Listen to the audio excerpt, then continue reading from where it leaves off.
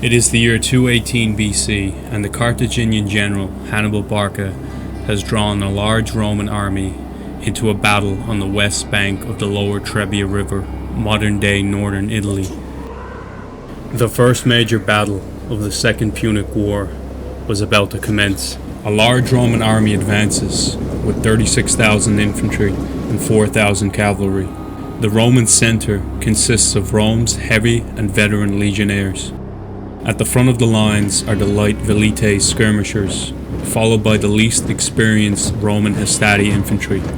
The Roman centre consisted of the more experienced and better equipped Roman Principes. At the back of the lines are Rome's veteran Triarii infantry, whom were the backbone of the Roman Republic's armies.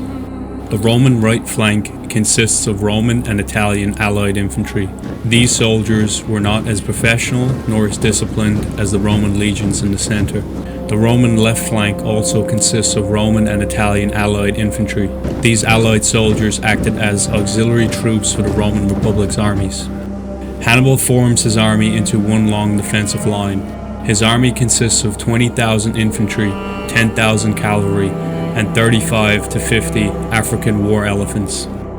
Iberian and Spanish infantry were placed on the right flank. These were lighter soldiers that were more maneuverable and versatile on the battlefield. Libyan and Carthaginian infantry were placed on the left flank. These were Hannibal's heavier, more elite infantry that were veterans of many battles. Allied Gallic and mercenary soldiers were placed at the centre.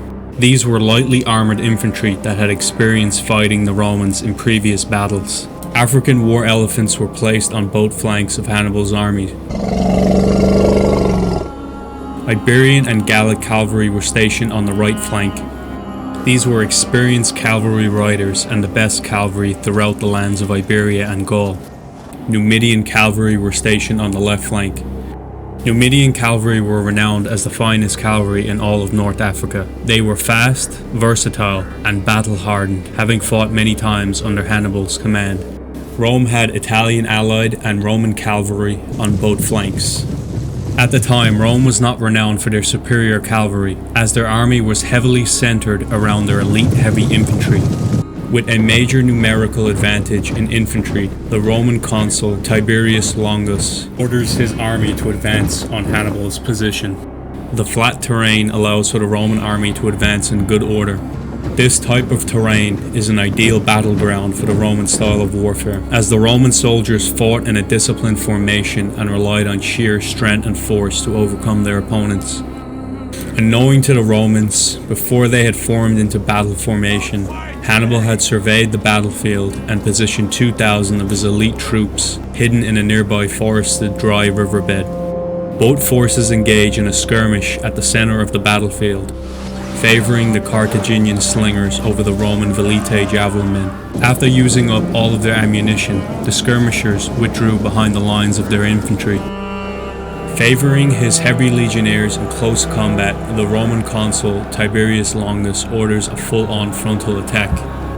The Roman legions push forward. On the right flank, both forces engage their cavalry into battle. Carthage's superior cavalry advantage quickly becomes evident. Roman velites track down the Carthaginian elephants. Velites were well trained in dealing with elephants. Roman velites bring down most of Hannibal's war elephants, with the remainder running amok. Roman infantry begin to push back the Carthaginian centre. Hannibal's Gallic centre is being cut down by the Roman heavy infantry. Carthage's superior cavalry has completely decimated the Romans' cavalry. The remainder of the Roman cavalry begin to retreat from the battlefield. After seeing all of his cavalry being routed from the battlefield, the Roman consul Trebia Longus withdraws from the field of battle. With all of Rome's cavalry being routed, Hannibal's hidden reinforcements emerge from the dry riverbed and charge toward the battlefield in the direction of the Romans' rear. The Gallic centre has been pushed hard by the Roman heavy infantry and is on the verge of collapsing. Hannibal's reinforcements charge from the sides and rear at the engaged Roman flanks.